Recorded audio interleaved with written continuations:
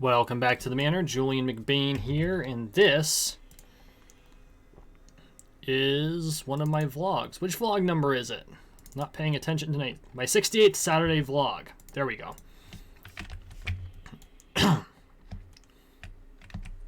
Speaking of which, do I have enough sword for this? Oh yeah. We'll be fine. So, something very interesting happened this week. The Pentagon released images saying, yeah, folks, these are UFOs. Well, actually, what they called them is unidentified aerial phenomenon, which is the military official term for UFOs.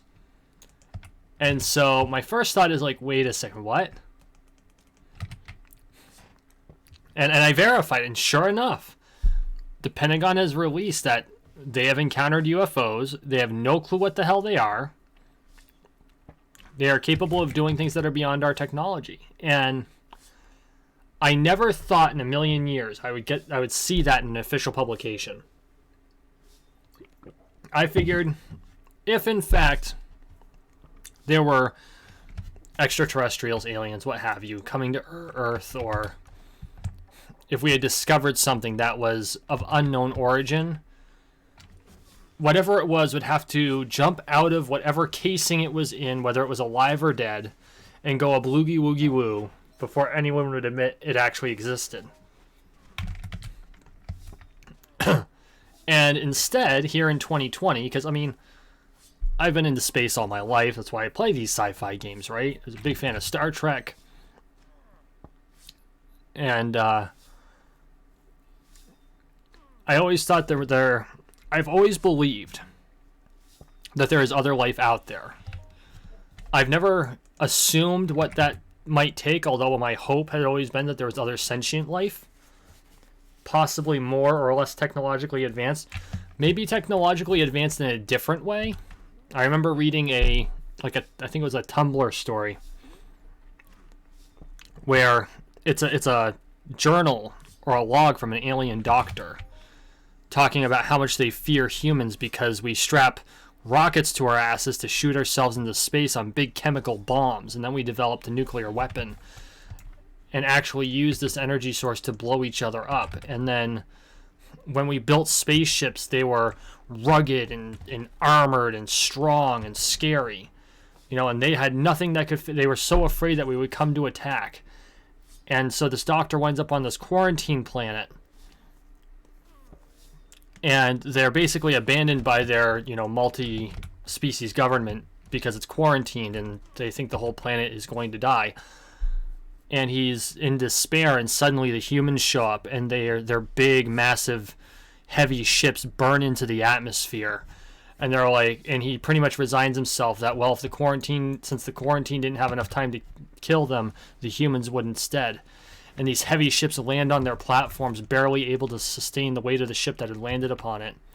And these humans in suits come down, all muckled up in what looks like, basically Warhammer 40k Terminator armor, carrying these carts with big black boxes. And on them is a logo. And the person in the suit says, "We're Doctors Without Borders, and we're here to help." And I'm like, I think that if we were to initiate first contact, I mean, God forbid that it would be so dire on a planet that we'd have to go there with and that's our first contact. It's like, oh my God, these people are dying. We got to do something. Because that means, they're desperate, and you never want to meet a people when they're desperate because you never know what they're going to do. But at the same time, there's joking theories that the reason we haven't been contacted is not because we have developed weapons and that we are, territorial and prone to war, but rather because we live on Space Australia. We find the most dangerous predators on our planet and try to make pets out of them. And I'd like to think that's the case. I'd like to think that's the case, that the reason the aliens haven't contacted us is because they're terrified of how crazy we are. Because humans do some crazy shit. But now, and I mean, I don't take these UAP sightings as, you know, absolutely alien spacecraft. They could be anything. They could be of human origin. They could be of unknown origin. It could be interdimensional. It could be from another timeline. It could be from our own future. It could be what the government used to say it was, and, you know, weather phenomena. I highly doubt it's weather phenomena.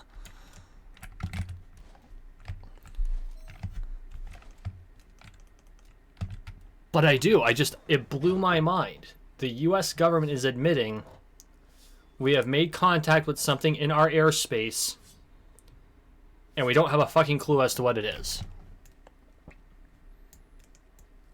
And it is not anything anyone has in any known inventory. Which means that it's not from another country. It's not from our country. It's not from another country. Like, if it was top secret, if it was like this super black project, they'd find ways to cover it up. They managed to cover up Project Aurora for a long time.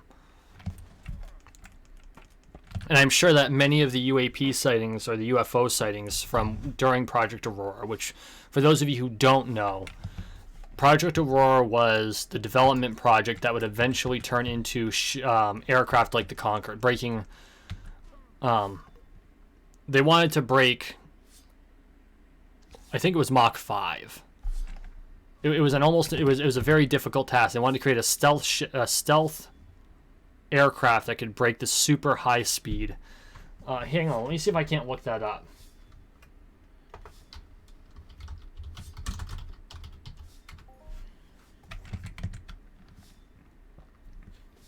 Um,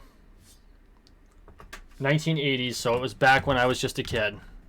Very end of the Cold War, during that last spat of the Cold War, because Russia had started to develop perestroika, where they were starting to decentralize, but that meant everything was very unstable, or I should say the Soviet Union did. Oh,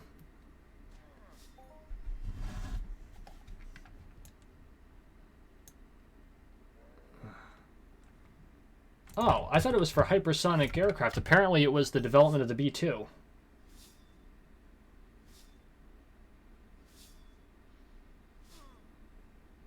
But again, even that, though, even Project Aurora itself is considered to be an urban legend within the Skunk Works. And there were sightings. So, if they were actually trying to hide something, they're going to do everything in their power to do so, even coming up with stupid stories to come overwrite it.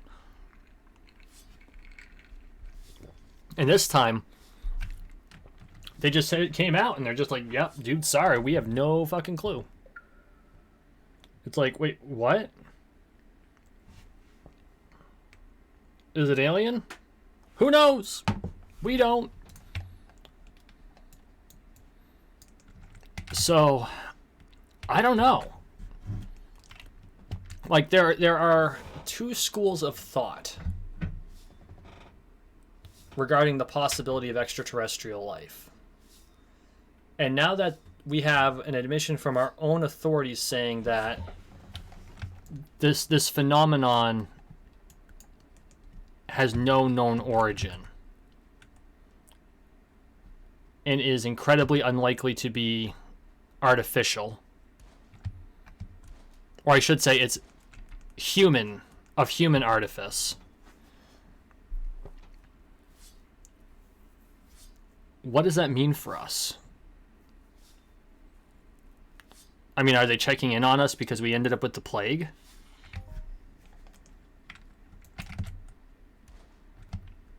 Does that mean that they're getting ready to make first contact?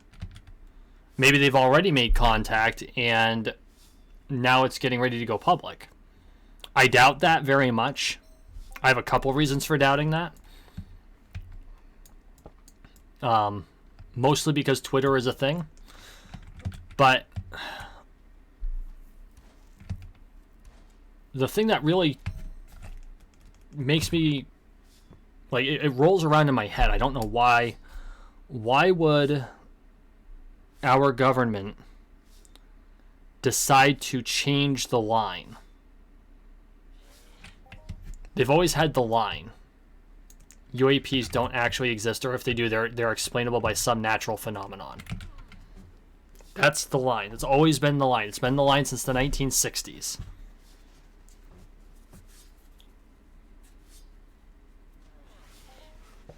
And I don't know if it's because the world has changed so much, because technology's come along so far. Maybe because they feel that even if they tried to hide certain things, there's no way they could keep it contained, because now everyone carries around a cell phone in their pocket that's more powerful than the computers they had back in the 1960s.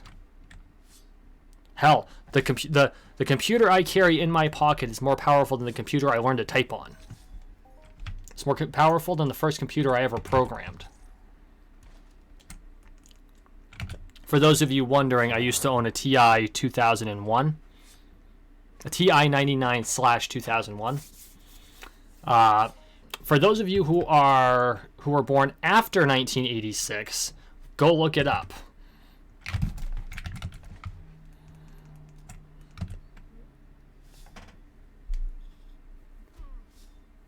I mean, hell, a graphing calculator has more power than that thing did. Ugh. But I'm very curious as to the chain of decision making behind it. I'm not complaining. I'm just curious. And I'm also curious as to what the implications of it are. You know, what happens if this is an extraterrestrial species?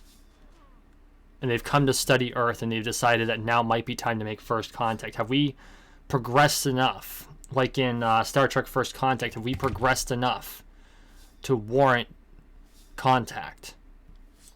Or are they a potential invading force? Are they a threat? Because we have powerful weapons. But a lot of those weapons, the most powerful weapons we have, detonating them inside our atmosphere would do irreparable harm to our planet. And just the act of trying to get them out of the atmosphere is dangerous on its own.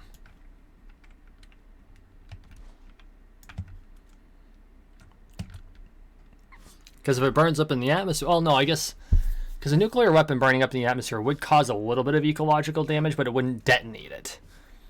Because in order to detonate a nuclear weapon, there's two ways you detonate a nuclear weapon. You've got the gun method and the implosion method. The gun method is you take one particle and you detonate a conventional bomb that shoots the particle into fissile material, and that creates the nuclear explosion.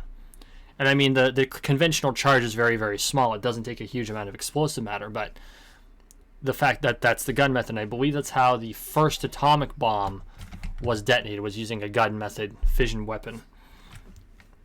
The second is the implosion method. And this one I think is technically a fusion bomb. And what you do is you, again, use conventional explosives. I believe they're conventional explosives. And it surrounds the fissile material, or the nuclear material, and it causes the particles to fuse with it, and that creates the explosion. And so either way, as long as the chain reaction doesn't occur, if it just burns and it does not create that initial explosion, the nuclear detonation doesn't happen. I think I've got the theory correct. It's been a long time since I've had to study this, especially since my training revolved around nuclear disasters around power plants, not nuclear disasters involving bombs. There's a lot of crossover, though. But if the alien species is a threat, the most powerful weapon we have is almost as dangerous to us as it would be to them. And we don't know if they have energy shields. You know, why are their craft always silent? They could just, like Matrix, dodge missiles. Theoretically. Possibly. I'm being a little hyperbolic, but What if they could just matrix dodge the missiles? It'd be like Mars attacks come to life.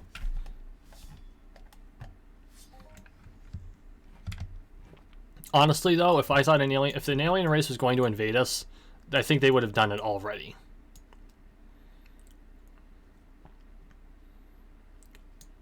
Back before we had any means to resist. Effectively, anyway. And then there's always the possibility that they're the Cylons. And I mean that as an allegory. Like, of course, they're not literal Cylons with the little dots running back and forth across their heads.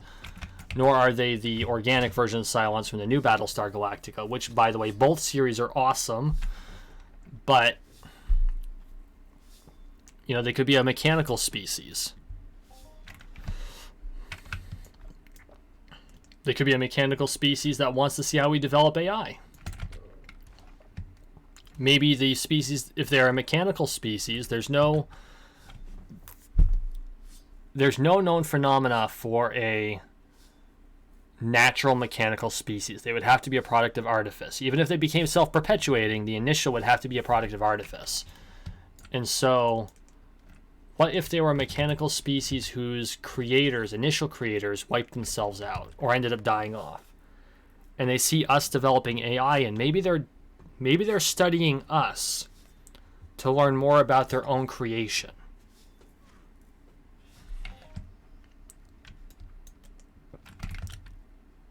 That's a very interesting take on it. Because you'd think that a species of artificial life forms, synthetic life forms, because artificial is actually very specific. Artifice specifically means made by humans. Synthetic means not natural. And so let's use the term synthetic.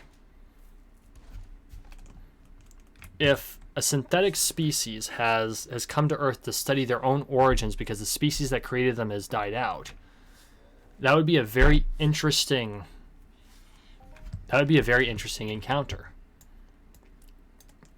And I know there are people terrified of AI and the idea behind synthetic life forms, and it's not just because I've been watching Star Trek Picard that I think about this. I have long thought that a synthetic life form or synthetic species would be an awesome species to encounter, or even if we added them to our own ranks here on Earth as we spread out off of Earth.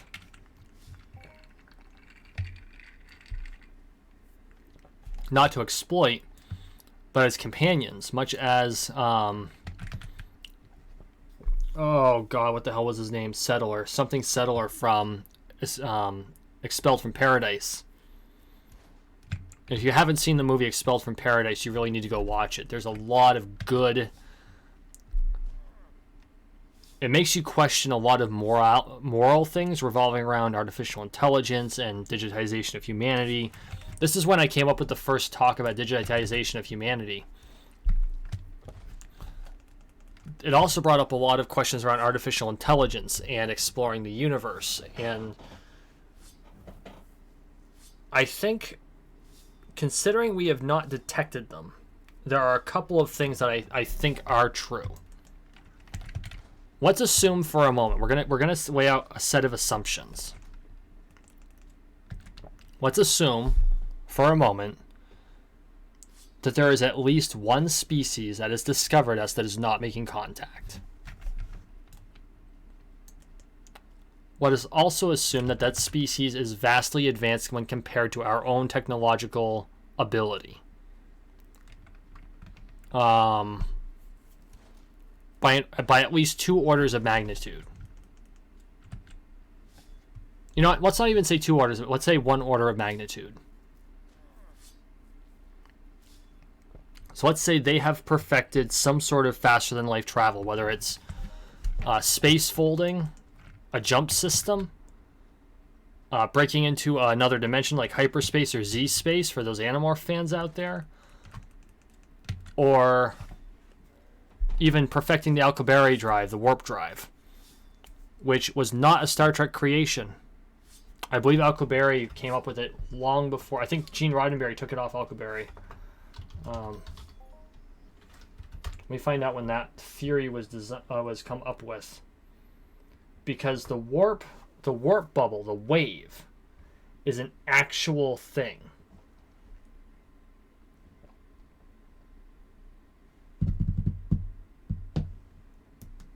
Oh.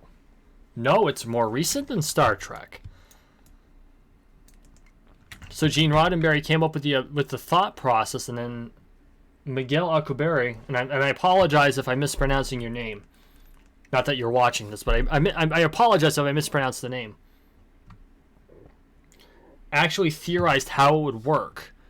And Roddenberry wasn't that far off, and they ended up using the actual theory of warp in the new Star Trek movies. Because what you do is you use a particle of positive density or positive mass and a particle of negative mass. And you use matter, antimatter to create the propulsion. But the bubble, the waveform, by using the negative mass in front and the positive mass in the back, means you're not moving the ship.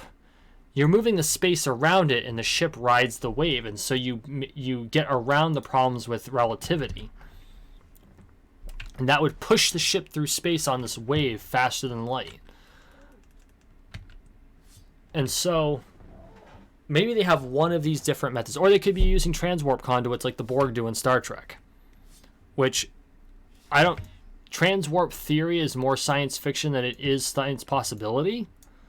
But we figured out that warp travel is possible if. Warp travel is possible if there is a particle with negative mass. That's the only part we haven't figured out yet. We managed to find a particle with negative mass, we're in business. I mean, there's definitely some ancillary shit to figure out. Like, you got to build the ship to do it. You got to build the engine to take it. Navigation shields or screens are going to be a thing because micrometeorites, when you're going faster than light, tend to punch holes in things really efficiently. And explosive decompression is not fun. But let's say we solve all those problems. We've got warp travel. Well, we could also use, if that's the case, then we're screwing with time as well, the space-time continuum, because we're managing to defeat relativity, which means now there has to be a way to move the other direction. Therefore, the possibility of a transwarp system becomes possible. Now, obviously, there's the other possibility of a jump system, like in Battletech, where they charge up these massive lithium-ion batteries, and in a flash of, I think they use the gravity wells to just literally fire themselves so fast they're there in the blink of an eye. I don't know how faster than light technology really works in Battletech. It's really kind of thin. It's either that or they fold space.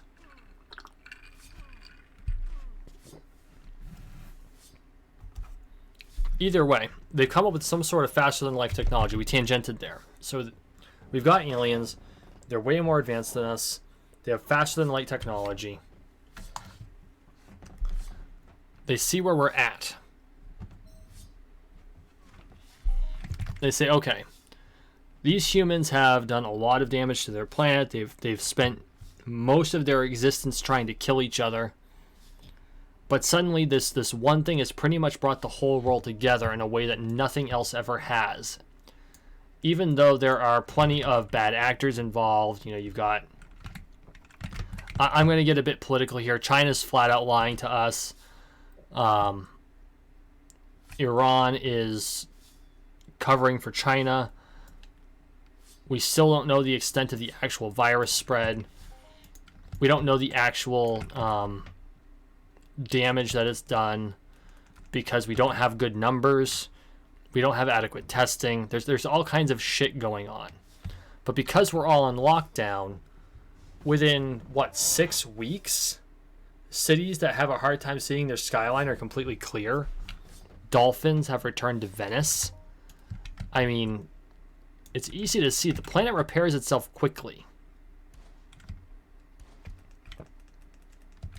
And I think that I think there are positive things that will come from this. I think we're going to be a lot more aware of things. There's going to be a lot of negative things that come out of this too. You know, currently we're looking at, because the economy's been closed, 250 million people are facing starvation. That's a problem. So what if we're seeing sightings now because they're seeing how we resolve this problem? And of course, a balanced method is what's going to work. There's no solution that it can exist in a vacuum. Like there are people who think that, well, we just have to stay quarantined until a vaccine is created, and that's not going to work, because how many people are going to starve to death? How many people are going to die from suicide because they can't make any money? There was a purpose. Suicide's already happening. You know, the cure can't be worse than the disease. And I'm not saying that means we need to open everything up willy-nilly. That's not what I'm advocating for. But I have the feeling that the second and third order consequences of COVID-19 are going to be a problem, and people aren't really paying attention to that. And I think that if these UFOs are legit, if these UAPs are legit, and they're actual aliens, I think they're watching to see how we resolve this problem. Because let's face it, we've never done well with global plagues, right? Spanish flu knocked us hard. Before that, the next one people tend to cite is the Black Plague, because that's the one everyone thinks about. Wiped out a third of our population.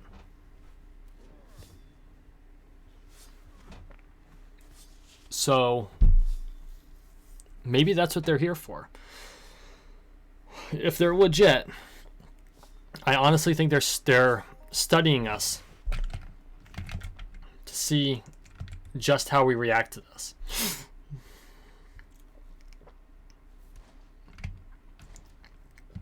I don't know. What do you think? I'm just a talking head.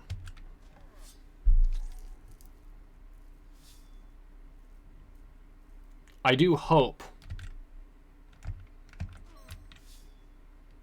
that these UAPs are in fact a sentient species from another planet, that they make contact with us. I think at this point humanity is ready, for the most part. I mean, you definitely have people who aren't. 20 years ago we weren't ready. Hell no. But I think we are definitely in the position where 20 years ago, I think if first contact had been initiated 20 years ago, you know, when I was a teenager, we would not have done well. Now though, now I think that people could handle it. That's all I got. Thank you for watching. Thank you for listening. Please like, share, and subscribe down below. We are on the road to 13 million subscribers, one subscription at a time, so make sure you subscribe. Also, make sure you subscribe to all my peeps in the Fallout world. Go subscribe to Lorespade, who also plays in Tropia Universe. Subscribe to Rincewind75. Subscribe to Nuka-Cola Riley and Dr. Boomstick. And they'll give you your Fallout PvP content. And then for Entropia, I'm sure you're already subscribed to him. Go check out Serial Overdrive if for some reason you managed to run across my channel and you haven't run across his yet. That's all I got, everyone. You have a good night.